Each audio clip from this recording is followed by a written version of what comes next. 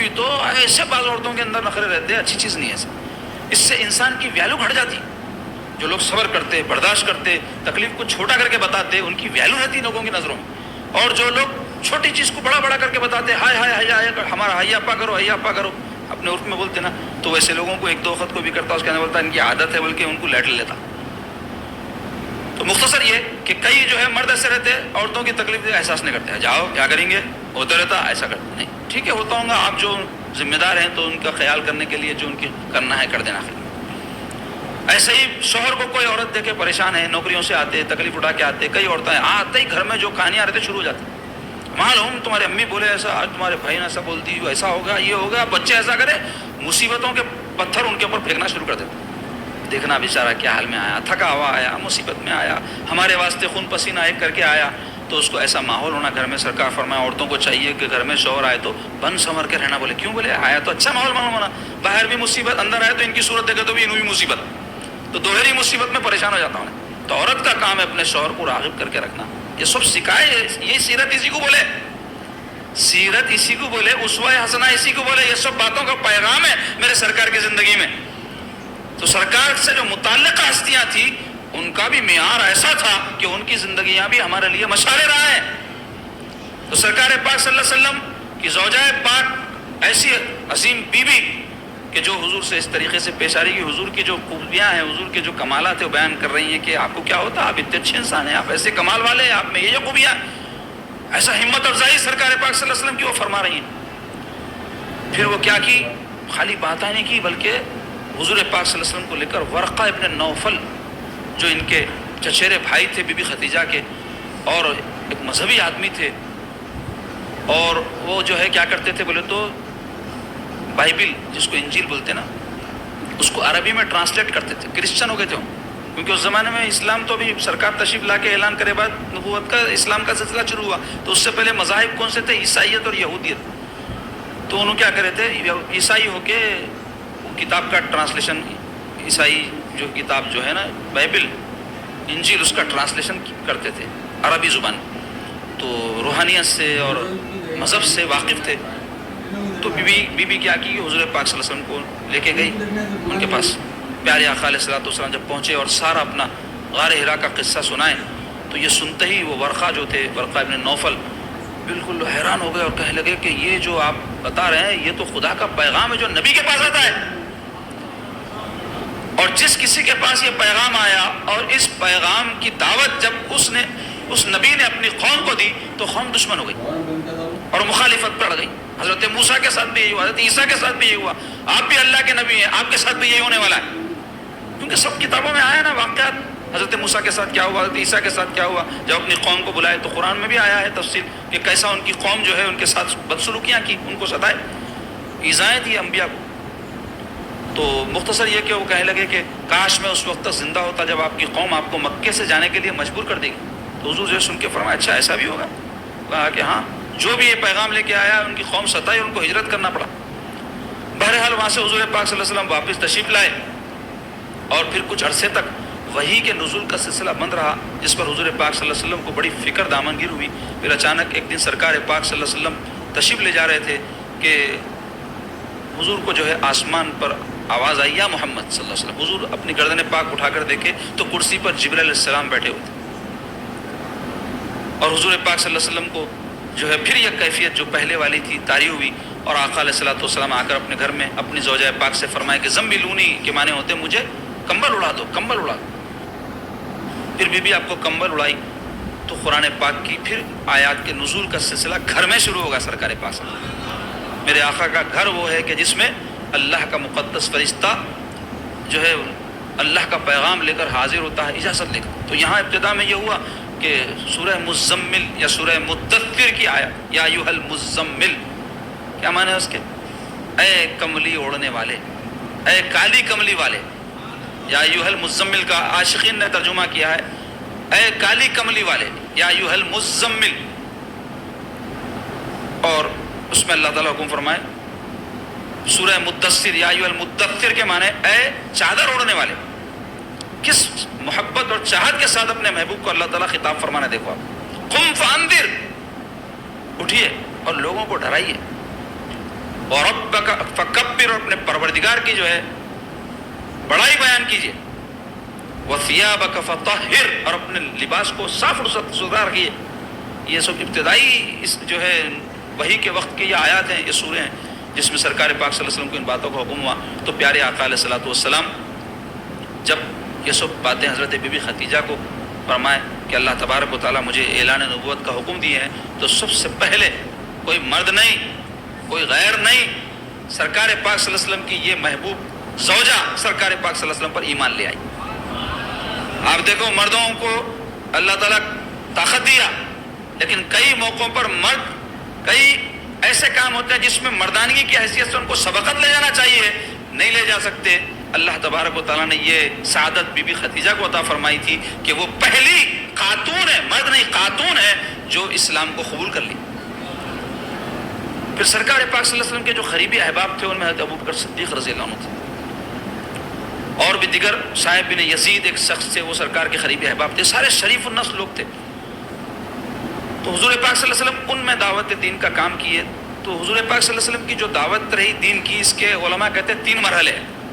پہلا مرحلہ تو یہ ہے کہ جس میں حضور علل اعلان دعوت نہیں فرمائے، بلکہ حضور پاک صلی اللہ علیہ وسلم پر جو وحی نازل ہوتی، اپنے قریبی لوگوں کو جب حضور کو وحی کے بارے میں بتاتے تو حضور کی رسالت و نبوت کو لوگ فوری قبول کر لیتے۔ تو عورتوں میں تو سب سے پہلے بی بی خدیجہ مسلمان ہوئی، اور مردوں میں حضرت ابو بکر صدیق رضی اللہ عنہ سب سے پہلے سرکار پر ایمان لائے۔ اور آپ کے ایمان لانے کا واقعہ بھی بڑا ایمان افروز ہے، وہ واقعہ بیان کروں گا تو یہ جو تسلسل سیرت کا ہم دوسری طرف چلے جائیں گے، اور جو ہے یہ پیچھے ہوتے جائے گا، اور ہمارے جو باقی دن ہیں اس میں یہ ہم ساری جو کوشش کر رہے ہیں کہ سیرت پاک کو اختصار کے ساتھ مکمل کریں، وہ مشکل ہوتا جائے گا۔ تو مختصر یہ ہوا کہ حضرت ابوبکر صدیق ایمان لائے سرکار پر، اور بچوں میں سیدنا علی المرتضیٰ رضی اللہ عنہ، اس وقت آپ کی عمر شریف شاید 10 یا 12 سال تھی، اور غلاموں میں زید ابن حارثہ جو سرکار کے غلام خاص تھے، وہ جو ہے اسلام قبول کیے۔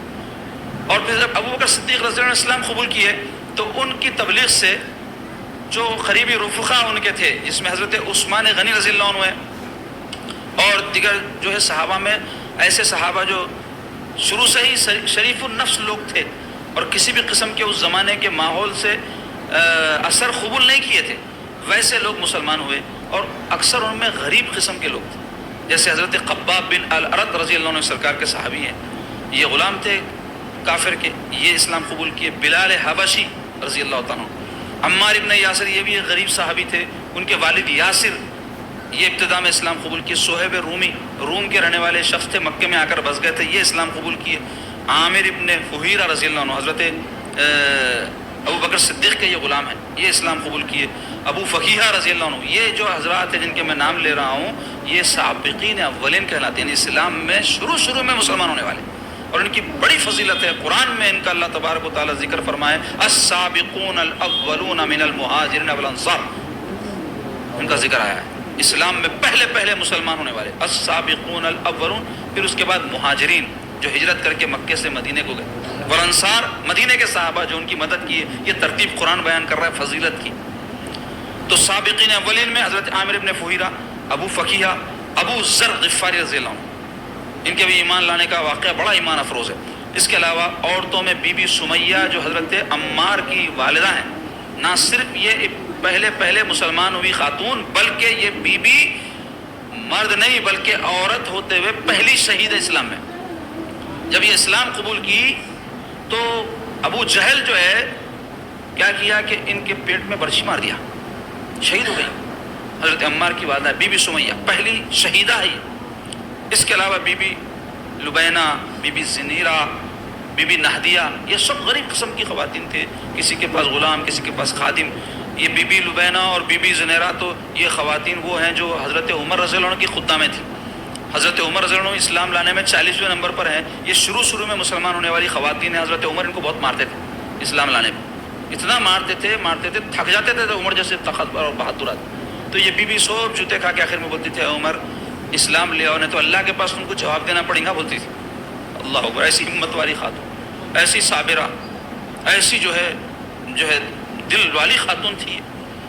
تو اس طرح یہ شروع میں تھوڑے جو لوگ مسلمان ہو گئے، یہ پہلا دور ہے دعوت دین کا، مخفی طور پہ دعوت دی گئی۔ پھر دوسرا دور شروع ہوا جس میں سرکار پاک صلی اللہ علیہ وسلم کو حکم ہوا، وَأَنذِرْ عَشِيرَتَكَ الْأَقْرَبِينَ، جس کے معنی ہے اپنے قریبی رشتہ داروں کو اللہ کے عذاب سے ڈرائیے۔ تو سرکار پاک علیہ الصلوۃ والسلام کیا کیے، کوہ صفا پر تشریف لے گئے۔ صفا مروہ کی پہاڑیاں ہیں نا، اب تو پورا اس کو ڈھانک دیے ہیں، اچھی خاصی اونچی پہاڑی تھی اور اس پہ لوگ چڑھنے اترنے سے وہ گھس بھی گئی تھی، تو اس کی حفاظت کے لیے ڈھانپیں، اچھا ہی ہوا، نہیں تو ہمارے پاس کے لوگ پتھر وتھر اٹھا کے لا لیتے، تبرک بول کے لا کے اپنے پاس رکھ لیتے، تو ایسا ایک ایک پتھر سب اٹھا کے لے جائیں گے تو وہاں سب پہاڑاں ختم ہو جاتے۔ تو یہ جو مقدس پہاڑ ہے ایک نشانی ہے، وہاں جانے کے اندر لوگ دیکھے تو ایک دلی لگاؤ پیدا ہوتا، اب وہاں گئے تو میدان رہا تو کیا ہوں گا، تو ایسا کریں کئی جگہ کے گڑے کھود کے لا لیے، مٹھیاں اٹھا کے لا لیے، حکم نہیں ہے، بزرگان دین بولے وہاں کی مٹی کو بھی اٹھا کے لائے تو اس کو بھی غم ہوتا کہتے، وہاں سے جدا کر دیے میرے کو بلکہ مکے سے مدینے سے، اس واسطے جا کے ایسے بن کے آنا کہ ہم خود ایسے ہو جانا، ہماری زندگی مبارک ہو جانا۔ تبرکات جو چیزیں ہیں اس کے جو یعنی مسائل ہیں، اس کے احکام ہیں، اس کے مطابق تبرکات رکھ سکتے ہیں۔ اس حوالے سے اور ایک اہم بات بھی بتاؤں گا، آج کل جو ہے ڈپلیکیٹ تبرکات بھی بہت ہو گئے، جس کو دل میں آیا جہاں سے آیا، اگر کوئی ڈپلیکیٹ لا کے رکھ کے لوگوں کو دھوکہ دے رہا تو بہت بڑا جرم کر رہا انہیں، بہت بڑا گناہ گار ہے۔ یاد رکھو کوئی چیز سرکار کی نہیں ہو، سرکار کی طرف منسوخ کرنا حرام ہے، گناہ کبیرہ ہے۔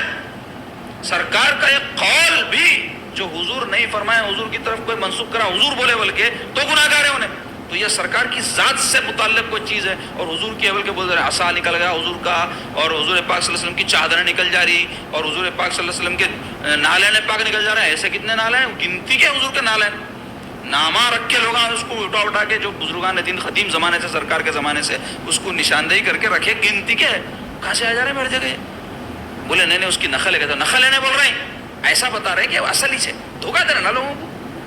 تو اس واسطے میں بولتا ہوں زیارت کرنے کے حوالے سے بھی آپ معلوم کرنا معتبر ہے نہیں ہے، وہ تبرک ہے نہیں، ہاں کوئی اگر ماڈل ہے، کوئی نمونہ ہے، دیکھنے جا رہے ہیں، اس کی نقل ہے، فوٹو ہے، دیکھ سکتے ہیں آپ، منع نہیں ہے، لیکن وہی چیز ہے بول کے سمجھ کے اس کو آپ اگر زیارت کر رہے ہیں اور کوئی ایسا کروا رہا تو دھوکہ دے رہا ہوں، تو ایسا کرنے والا بھی گناہ گار، اور ہم کو احتیاط کرنا چاہیے ایسی جگہوں پہ جا کے زیارت ادا کرنے سے، جہاں گئی خوش عقیدگی میں چلے آتے لوگ ہیں، یہ خوش عقیدگی نہیں ہے، اتنے بھی بھولے نہ رہنا کہ ہولے شولے کہلائیں، بھولے والے رہنا اچھی چیز ہے، لیکن اتنے بیوقوف کہ دین سے کوئی کھیل لے رہا آپ کے، اجتناب کرنا۔ تو جہاں مستند معتبر تبرکات ہے، بڑی بارگاہیں، خانقاہ ہیں، وہاں صدیوں سے ریکارڈ ہے پورا، وہاں تبرک موجود ہے، بلکہ بزرگاں ان کے جو ہے ان کے بزرگوں سے تبرک حاصل کرے، وہ اپنے پاس محفوظ کرے، ویسی جگہ زیارت کرنا چاہیے۔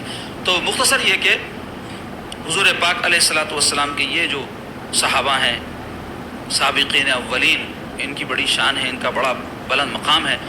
تو ہوا یہ کہ جب دوسرا دور شروع ہوا، کوہ صفا پر سرکار تشریف لے گئے، اور وہاں پر جا کر جو قبیلے ہیں قریش کے ان کو آواز دیے، اے بنو ہاشم، اے بنو اسد، اے بنو زہرا، اے بنو مخزوم، یہ سب آواز دے دے کے سرکار پاک صلی اللہ علیہ وسلم جو ہے ان لوگوں کو جمع فرمائے۔ جب سب جمع ہو گئے تو پیارے آقا علیہ الصلوۃ والسلام ان سے ارشاد فرمائے، دیکھو اگر میں تم سے کہوں کہ یہ جو پہاڑ پر میں کھڑا ہوں، کوہ صفا، یہ پہاڑ پر جو کھڑا ہوں، اس کے پیچھے سے ایک فوج ہے جو تم پر حملہ کرنے والی ہے، تو تم میری بات مانو گے یا نہیں؟ تو کہنے لگے کیوں نہیں مانیں گے، آپ صادق ہیں، آپ امین ہیں، آپ کی بات قسم کے جیسی ہے، ہم یقیناً مانیں گے۔ تو سرکار فرمائے سنو، میں تم کو اللہ کے عذاب سے ڈراتا ہوں، جو کوئی بت پرستی کر رہا ہے وہ جہنم میں جائے گا، جو کوئی اللہ کی نافرمانی کر رہا ہے وہ جہنم میں جائے گا۔ جو بھی ان کو انذار کہتے ہیں، اس کو ڈرانا تھا۔ حضور پاک صلی اللہ علیہ وسلم جب ایسی باتیں ارشاد فرمائے تو سارے کفار جو ہے بھپڑ گئے ایک دم، کیونکہ پورے پجاری تھے نا بتوں کے، تو ان کو غصہ آ گیا کہ ہمارے بتوں سے ہم کو روک رہے ہیں، اور حضور پاک صلی اللہ علیہ وسلم کو برا بھلا کہنے لگے، یہاں تک کہ حضور کا چچا ابو لہب ہاتھوں اٹھا کر حضور پاک صلی اللہ علیہ وسلم کو کہنے لگا معاذ اللہ، اے محمد صلی اللہ علیہ وسلم ہمارا وقت برباد کرنے بلایا آپ ہم کو، ہاتھوں اٹھا کے کہنے لگا، تو اللہ تعالیٰ کو اتنا برا دکھا اس کا یہ عمل کہ سورہ لہب اللہ تعالیٰ نازل فرما دیا، تبت یدا ابی لہب و تب، کہ کیا فرمایا اللہ تعالیٰ، تبت یدا، تیرے ہاتھ ٹوٹ جائے اے ابو لہب اور تو برباد ہو جائے۔ اللہ تعالیٰ خود برباد نہیں کر سکتے اس کو، ایک سیکنڈ نہیں لگتا، لیکن یہ قرآن میں آیات کیوں نازل کی گئی؟ تو علماء کہتے ہیں قیامت تک اس پہ لعنت ہوتے رہنا، لوگوں کو پتہ چلے کہ جو سرکار کا دشمن ہے اللہ تعالیٰ کیسے اس کو جو ہے ناپسند فرماتے ہیں، کہ اس کے لیے قرآن میں مستقل 1400 سال سے تو پڑھا جا رہا ہے، قیامت تک قرآن پڑھا جائے گا اور اس کے اوپر اللہ کی لعنت ہوتی رہے گی۔ تو وہ چلا گیا اور سارے چلے گئے اور قبول نہیں کی حضور کی دعوت۔ تو اسی طرح یہ سلسلہ 1-2 سال تک چلتا رہا کہ حضور پاک صلی اللہ علیہ وسلم اپنے قریبی رشتہ داروں کو دعوت دین دیتے رہے، یہاں تک کہ علل اعلان دعوت کا سرکار کو حکم ہوا. قرآن مجید میں اللہ تعالیٰ فرما رہے فاصدع ما تؤمر واعرض عن المشرکین. اے محبوب صلی اللہ علیہ وسلم علل اعلان دین حق کی طرف لوگوں کو بلائیے. جس بات کا آپ کو حکم دیا گیا اس کا اعلان فرما دیجئے, اپنے رسالت, اپنی نبوت اور قرآن کا اعلان فرما دیجئے. فاصدع بما تؤمر واعرض عن المشرکین, اور مشرکین سے اعراض فرمائیے, اپنا رخ پھیر لئیے, اپنا کام کیے جائیے, ان کی پرواہ مت کیجیے. تو اب سرکار پاک صلی اللہ علیہ وسلم علل اعلان بت پرستی کی مذمت فرمانے لگے. تو اب یہاں سے کیا ہو گیا, کفار سرکار پاک صلی اللہ علیہ وسلم کی دشمنی پر اتر آئے, سرکار پاک صلی اللہ علیہ وسلم کی مخالفت پر اتر آئے, حضور پاک صلی اللہ علیہ وسلم کے ساتھ جو ہے بدتمیزیوں, بد اخلاقیوں اور زیادتیوں پر اتر آئے. ابتدا میں تو کیا کیے, لائٹ لیے. جب کوئی بھی ایسا کام ہوتا جس کے آدمی مخالفت کرنا چاہتا تو شروع میں اتنی سخت مخالفت نہیں کرتا, انہیں پہلے سمجھتا چھوٹے طریقے سے حل ہو جانا چاہیے مسئلہ, نہیں ہوا تو پھر مخالفت بڑھتے جاتی. تو کیا کیے, پہلے حضور پاک صلی اللہ علیہ وسلم کو جو ہے کہنے لگے کہ ارے انہوں شاعر ہے, شاعری کے باتیں ہیں قرآن معاذ اللہ. کوئی کہنے لگے ارے جادوگری کے باتیں ہیں, سب یہ لوگ بہت جلدی ان کے باتوں میں آ جا رہے ہیں, ایسا کہنے لگے. کوئی کہنے لگے ارے معاذ اللہ مجنون ہے, ایسے باتیں بتوں کو نہیں پوجنا, ہم ہزاروں سال سے پوج رہے ہیں, کوئی جو ہے مجنون ہی معاذ اللہ ایسا کہہ سکتا. اس طرح سے کہنے لگے زبان سے, حضور پاک صلی اللہ علیہ وسلم کا مذاق اڑانا اور حضور پاک علیہ الصلوۃ والسلام کو جو ہے برا بھلا کہہ دینا, گالی گلوچ کر دینا معاذ اللہ, یہ سب حرکتیں زبان سے ہونے لگی پہلے. لیکن دیکھے کہ یہ سب کرنے کے باوجود بھی حضور اپنے کار نبوت سے نہیں رک رہی, تو اب جھنجھلا گئے.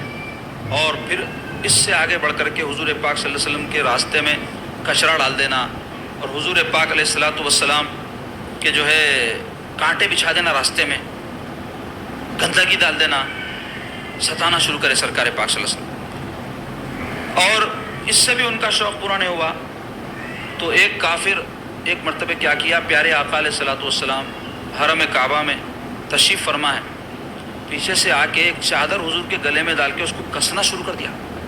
کستے کستے اتنا ٹائٹ کر دیا وہ چادر کو کہ حضور پاک صلی اللہ علیہ وسلم کا گلا دبنے لگا اور حضور پاک علیہ الصلوۃ والسلام کے چشمہ مبارک باہر آ گئے. اتنا زور سے گلا حضور کا دبانے لگا. تو حضرت ابوبکر صدیق رضی اللہ عنہ قریب تھے, آپ دوڑتے ہوئے آ کر اس کو ڈھکلے, ڈھکلتے ہاں ہم کو ڈھکلتے بلکہ پورے مل کے حضرت ابوبکر صدیق رضی اللہ عنہ پر حملہ کر دی اور ان کو سخت مارے پیٹے. آپ بھی مارے پیٹے, مگر لوگ زیادہ تھے تعداد میں, اور اتنا شدید ضرب آپ کو پہنچائے کہ آپ بے ہوش ہو گئے. اور پھر آپ کو لے کے گئے, بعد میں ہوش میں آئے. واقعہ اس سے پہلے کی مجالس میں گزر گیا, میں دہراؤں گا نہیں. تو اب اس طرح کا ایک سلسلہ حضور کے ساتھ تو کرتے ہی جاتے تھے, ساتھ ہی ساتھ صحابہ اکرام کے ساتھ بھی ظلم کا معاملہ ہونے لگا.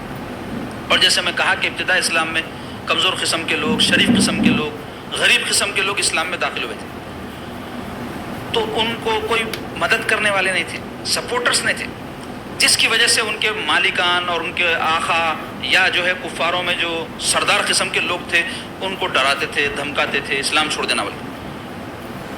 تو ایسے لوگوں میں جو مشہور ہستیاں ہیں, خباب بن الارت رضی اللہ عنہ کے بڑے واقعات آئے. یہ بڑا ظلم سے ہے اسلام کی خاطر, غریب آدمی تھے, غلام تھے, ان کا آقا اتنا مارتا تھا, ان کو مارتے مارتے انہیں تھک جاتا تھا اور آپ بے ہوش ہو جاتے, اتنا مارتا تھا. اس سے بھی اس کا دل نہیں بھرا تو کیا کرتا تھا, تپتی ہوئی ریت کے اوپر آپ کو لٹا دیتا تھا. 50 ڈگری ٹمپریچر رہتا تھا مکے کا, ایسی سرزمین پتھریلی, لٹا دیتا تھا اور سینے پہ پتھر رکھتا تھا, ہلنا نہیں, جلس جانا بلکہ, اور آگ پہ لٹا دیا. خود تو آپ آگ تھی اس میں لٹا دیا, تو آپ کی ساری پیٹ کی کھال چربی جو ہے جل کے اس سے جو رس ٹپکا اس سے آگ بجھی, آپ کو ہلنا نہیں دیا, پکڑ لیا کافرہ مل کے. بعد میں جب حضرت عمر رضی اللہ عنہ کی خلافت کا زمانہ تھا, حضرت عمر بہت احترام کرتے تھے ان کا اور کہتے تھے کہ تم بہت تکالیف برداشت کی اسلام کے لیے, بہت مشقتیں اٹھائے خباب, اور ان کا احترام کرتے تھے, ان کا اور حضرت بلال رضی اللہ عنہ کا. حضرت خباب کو تو حضرت عمر ایک مرتبہ واقعہ ہے کہ اپنے کندھے پہ بٹھا لیے تھے, اور حضرت بلال کو کہتے تھے کہ یہ ہمارے سیدونا ہیں, ہمارے سردار ہیں, کہتے تھے اللہ. تو حضرت خباب سے کہنے لگے, خباب تم تو بہت مشقت ہے, تکالیف اٹھائے, ذرا کچھ سناؤ میرے کو. تو بولے میں سناتا کچھ بھی نہیں, خالی دیکھ لو, بلکہ کرتا اٹھائے. تو آپ کی پیٹھ جو جھلسی تھی اس سے آپ کے اندر جو گوشت کے سفیدے ہوتی ہے وہ نظر آ رہی تھی. اسی طرح حضرت بلال کا جو مالک تھا, امیہ ابن خلف اس کا نام تھا, حضرت بلال کے گلے میں رسی ڈال کے کھینچتا تھا, گھسیٹتا تھا, اور کھینچتے کھینچتے انہوں, بڑے آدمی تھے نا, بھی تھک گیا تو اوباش قسم کے, آوارہ قسم کے جو نوجوان تھے ان کو بلا کے بولتا تھا کھینچو ان کو, وہ لوگ کھینچتے تھے, اور چھڑیوں سے مارتے تھے، پتھر سے مارتے تھے. حضرت بلال سے کہتے تھے کہ یہ احد کہنا چھوڑ دو، یعنی اللہ ایک ہے، احد اللہ ایک ہے، اللہ ایک کہنا چھوڑ دو. تو آپ فرماتے تھے جو جان مانگو تو جان دیں گے، جو مال مانگو تو مال دیں گے، مگر یہ ہم سے کبھی نہ ہوگا، نبی کا جاؤ جلال دیں گے. ایسی سرکار سے محبت تھی کہ آپ ہر طرح کی تکالیف برداشت کیے، لیکن سرکار پاک صلی اللہ علیہ وسلم کی نبوت اور رسالت کا انکار کر دیں یہ آپ سے ہو نہیں سکا. اسی طرح عمار ابن یاسر کو بھی ستایا جاتا. ان کے والد یاسر کو، عمار ابن یاسر کے والد کا نام یاسر تھا ان کو، اور جیسے میں ذکر کیا ان کی والدہ سمیہ، یہ بڑے تکالیف برداشت کی. حضور ان کے سامنے سے گزرتے تو فرماتے کہ اہل یاسر صبر سے کام کرو، صبر کرو، اللہ تم کو اس کا اجر دے گا. تو ایسی یہ ہستیاں. صہیب رومی روم کے رہنے والے تھے، آ کر مکے میں بس گئے، تجارت کرے، خوب مال کما لیے تھے. جب ہجرت کی نوبت آئی آگے چل کے تو یہ ہجرت کر کے جانے لگے تو کفار کیا کرے، بولے یہاں رہ کے تم مال جمع کرے اور تم ہمارا دین چھوڑ کے دوسری جگہ بھاگ رہے ہیں. تو آپ فرمائیں کہ دیکھو تم اگر میرے سے لڑیں گے تو میں تم سب میں اچھا تیر انداز ہوں، مرے تک تیر اندازی کرتے ہوئے مروں گا. اب سوچ لو میرے سے لڑتے تو ریڈی ہو جاؤ. نہیں اگر میرے مال وال کی تم کو خواہش ہے تو یہ مال کو میں اسلام کے نام پہ ٹھوکر مارتا ہوں، یہ مال تم ہونا تو لے لو، میرے کو چھوڑ دو. تو کافروں ان کا سارا مال لے کے چھوڑ دیا. تو آپ سارا مال خرچ کر کے مدینہ طیبہ کو سرکار کی خدمت میں حاضر ہوئے. ایسی عظیم قربانیاں ان ہستیوں کی. ایسے ہی نہیں پھیلا اسلام. آج آپ بتاؤ نماز پڑھو وہ تو پاؤں میں درد، سروں میں درد، نیند آ رہی، کیا کیا کرتے ہم. عبادت کا فائدہ ہماری ذات کے لیے. اسلام کی کیا خدمت ہے نماز سے؟ نماز سے اسلام کی کوئی خدمت نہیں ہے. وہ عبادت ہم کو دنیا آخرت میں بھلائی نصیب کرے گی. اسلام کے لیے کیا قربانی ہے ہماری؟ اسلام کے لیے کیا ہم تبلیغ کے لیے، دعوت دین کے لیے، اسلام کی سربلندی کے لیے کچھ قربانی دی ہے آج تک؟ اپنا محاسبہ ہم ہر ایک کو کرنے کی ضرورت ہے. تو مختصر یہ کہ یہ عظیم ہستیاں جو ابتدا میں اسلام قبول کی. حضرت ابو ذر غفاری قبیلہ غفار کے یہ فرد ہیں. قبیلہ غفار اس زمانے میں ایک لڑاکو قبیلہ تھا اور ان کا جو قبیلہ تھا یہ ڈاکے مارتا تھا. تو ہوا یہ کہ حضرت ابو ذر غفاری کو سرکار پاک صلی اللہ علیہ وسلم کی اطلاع ملی کہ یہ نبی ہونے کا دعویٰ کیے ہیں. تو اپنے بھائی کو بھیجے، جاؤ ذرا آپ معلومات کر کے آؤ. تو ان کے بھائی آئے مکہ، حضور پاک صلی اللہ علیہ وسلم کو دیکھے دور سے، حضور کے معاملات دیکھے اور جا کے اپنے بھائی کو خبر دیے. لیکن انہوں نے سیٹسفائی نہیں ہوئے، مطمئن نہیں ہوئے. بولے نہیں میں سننے سے مطمئن نہیں ہوا، دیکھ تو میں جا کے. تو آئے مکے میں. مختصر یہ کہ اسلام قبول کر لیے. حضرت علی کے وسیلے سے پہنچے سرکار کی بارگاہ میں. اسلام قبول کرنے کا نے بولے یا رسول اللہ اسلام دین حق ہے، تو میں جو ہے حق کو قبول کرے بعد میں خاموش نہیں بیٹھ سکتا. حرم کعبہ میں جا کے زور زور سے سورہ رحمان پڑھنا شروع کر. کافرہ جیسے سنے الرحمان بولتے چنگا پڑتا تھا. ان مانتے نہیں تھے لوگ، ہاں یہ رحمان کیا ہے بولتے تھے.